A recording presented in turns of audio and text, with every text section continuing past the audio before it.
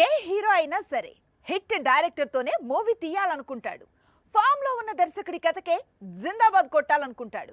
కానీ young tiger మాత్రం ఏరి కోరి ఫ్లాప్ డైరెక్టర్స్తో మూవీస్ చేస్తాడు.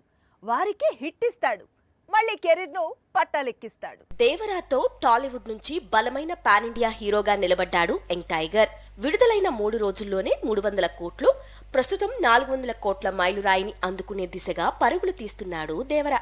ఇదే స్పీడ్ లో ప్రశాంత్ నీల్ తో ఎప్పటినుంచో పెండింగ్ లో ఉన్న ప్రాజెక్టును పట్టాలెక్కించే పనులు జరుగుతున్నాయి.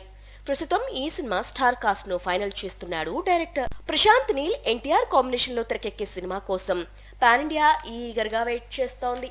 దేవరతోనే తొలి రోజు 170 కోట్ల వసూళ్లను రాబట్టాడు యంగ్ టైగర్. ఇక ప్రశాంత్ నీల్ తో సినిమా అంటే ఆ రోజు ఇండియన్ బాక్సాఫీస్ హిస్టరీ క్రియేట్ చేయడం ఖాయం అనేది ట్రేడ్ వర్గాలు చెప్పుకునే మాట. ప్రశాంత్ నీల్ సినిమాల్లో హీరోలు ఎంత వైలెంట్ గా ఉంటారో హీరోయిన్స్ అంత సాఫ్ట్ గా ఉంటారు. కేజీఎఫ్ లో, సలార్ లో హీరోయిన్స్ అంతే. ఇప్పుడు డ్రాగన్ మూవీలోనూ అలాంటి హీరోయిన్ ఎంపిక చేశాడట ప్రశాంత్ నీల్. ఆమె ఎవరో కాదు, రుక్మిణి వసంత్. లాస్ట్ ఇయర్ సప్తసాగరాలు దాటి చిత్రాలతో నటనలో మంచి పేరు తెచ్చుకుంది. పైగా కన్నడ హీరోయిన్. అందుకే డ్రాగన్ లో ఎన్టీఆర్ కు జోడీగా రుక్మిణి పేరును ఖరారు చేశాడట నీల్.